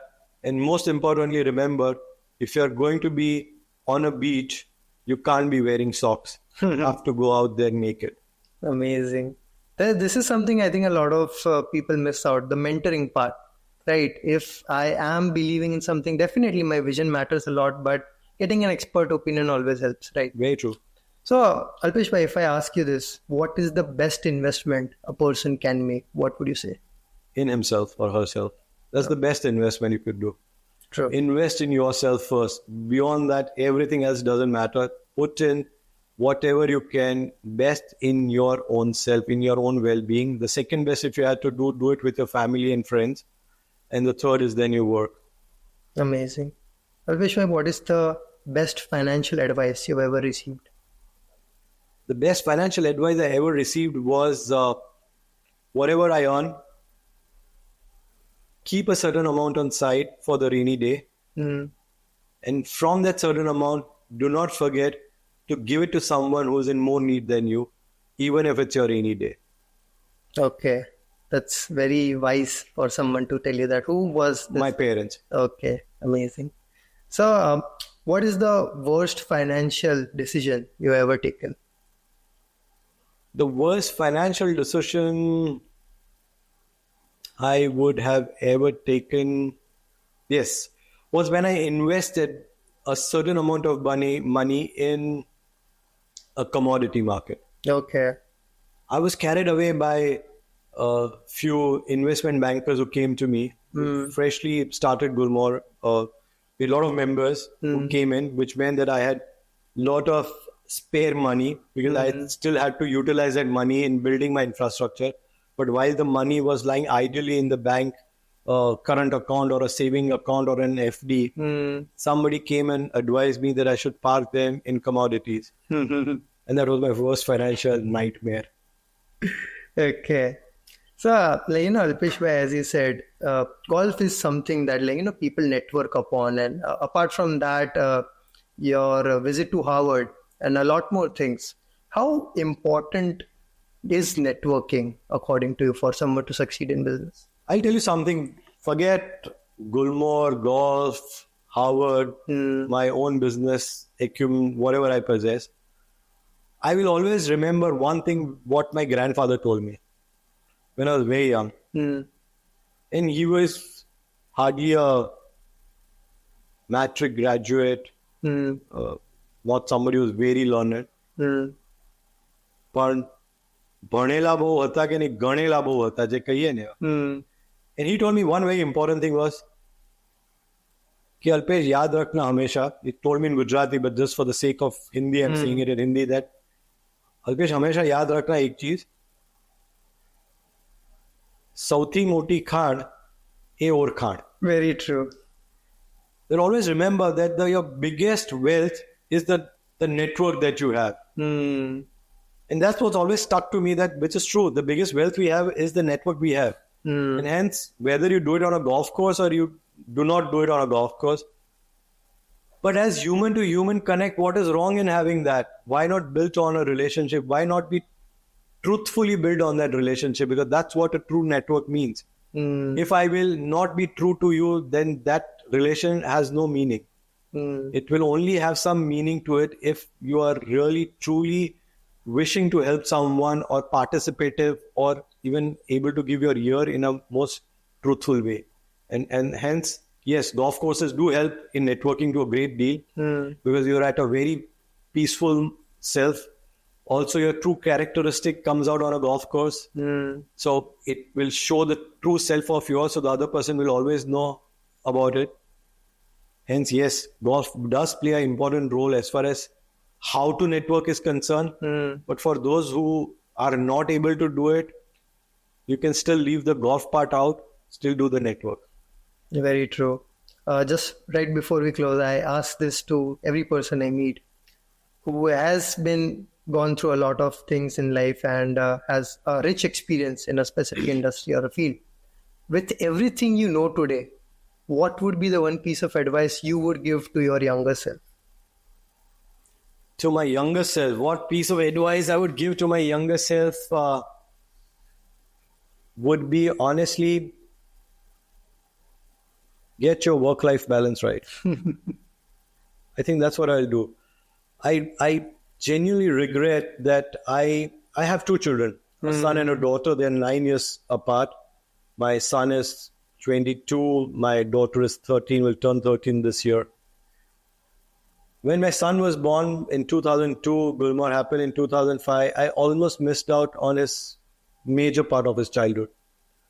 I could really never give enough as a father to him. I don't remember very few instances where I would have really gone out and taken him out to a zoo or played cricket with him, because I was always working.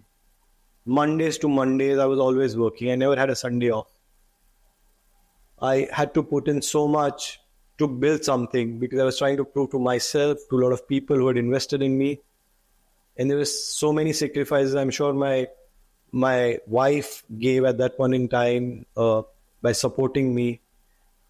And my son also must have, by missing me on important occasions where I should have been there. I saw to it that I could cover it up for my daughter to a great extent. Still, I would not say I did it to 100%. She's 13. I don't think I've done 100% about it. But yes, I have at least done much more with her, with Ria, than what I've ever done with Abhishek. So yes, I would say have a fairly good enough work-life balance. That doesn't mean work 9 to 6. It means work 9 to probably 9 next day morning if you have to. But in between, also find time where you could compensate it with your family, give time to your children. 2, invest in your health. Because when you have the nasho of building a brand, of doing something, that flavor of, going out and doing everything happening with you, you tend to forget your own health. You become very abusive with your own body, whether it's your drinking habits, whether it's your smoking habits, whether it's your eating habits, whether it's your exercise regime, whether it's absolutely your own self. You are completely detached from it. And do not do that. I think that's the advice I will give to younger me, that don't forget this while you do the other one. No, right before I say the last thing, you said you made a big sacrifice, right, for your work-life balance. Was it worth it? Absolutely, it's been worth it at this point in time. For where I am, for what I'm doing, I think it's been worth every effort, and I've been able to cover it up with my son also now to a great extent. It's only the early childhood that I missed out. Today, he and me are best of friends. We almost talk everything under the roof. He can very easily come and talk to me about his girlfriend and what perhaps he could go and do to his mom. And we could actually have an open heart-to-heart talk from everything that happens in his life to what's happening in my life. So we share that brilliant bond with each other today, where we are able to work hand in glove with each other, and same with my daughter. So yes, today it is good, but it's always ye dil maange more. So I wish I could have also done that little bit more when he was very young, and would have those golden years with him spent in a better way. Amazing. Alpesh bhai, this has been an amazing conversation. If there is any closing remark you would like to give. Thank you. In fact, my closing remark is only thank you for making me relive my last 29 years all again, or last close to 30 years, I lived it all over again. So thank you for doing this podcast, because it sort of makes me remember a lot of promises I had done to myself, which means I'll keep working on them again for things which I've forgotten or have been dusted. Now sort of gets cleaned up again for me to be more re-energized to go out and follow the path which I've chosen to do, and see that I in turn be a more better, authentic leader. Amazing. And this was the first time we're having this, but I'm very sure this is not the last time. I'm definitely going to have you back again. All pleasure. Anytime. Please drop in on any of the Saturdays, and I'm all yours. Thank you so much, Alpesh. Thank you, Dhuin. Thank you very much.